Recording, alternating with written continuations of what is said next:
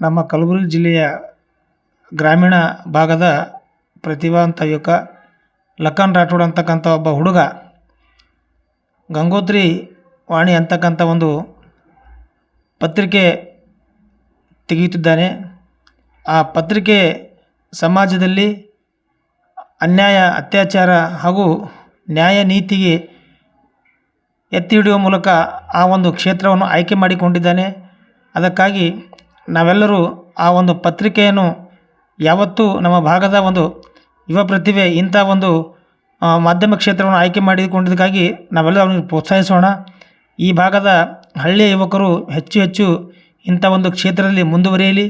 ಅವರು ಮಾಡ್ತಕ್ಕಂಥ ಕಾರ್ಯಕ್ಕೆ, ಸಮಾಜದಲ್ಲಿ ನಡೀತಕ್ಕಂಥ ಅನ್ಯಾಯ ಅತ್ಯಾಚಾರಗಳಿಗೆ ಯಾವತ್ತೂ ಈ ಪತ್ರಿಕೆ ಹೊಸ ವಿಷಯಗಳನ್ನು ಜನರಿಗೆ ತಲುಪಿಸಲಿ ಅಂತಕ್ಕಂಥ ಉದ್ದೇಶ ಇಟ್ಟುಕೊಂಡು ಆ ಪತ್ರಿಕೆ ಶುಭವನ್ನು ಕೋರುತ್ತೇನೆ.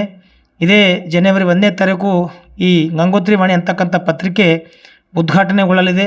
ಆದ ಕಾರಣ ತಾವೆಲ್ಲ ಈ ನಾಡಿನ ಹರಗುರು ಚರಮೂರ್ತಿಗಳು, ನಾಡಿನ ಸಮಸ್ತ ರಾಜಕಾರಣಿಗಳು, ಸಮಾಜ ಚಿಂತಕರು, ವೃತ್ತಿಪರ ಎಲ್ಲ ಸಂಘಟನೆ ಕೂಡ ಈ ಒಂದು ಪತ್ರಿಕೆಯ ಶುಭವನ್ನು, ತಮ್ಮ ಶುಭ ಆಶೀರ್ವಾದ ಇರಲಿ ಅಂತಕ್ಕಂಥ ಮಾತನ್ನು ಈ ಮೂಲಕ ನಾನು ಹೇಳಲು ಇಚ್ಛೆಪಡ್ತೇನೆ.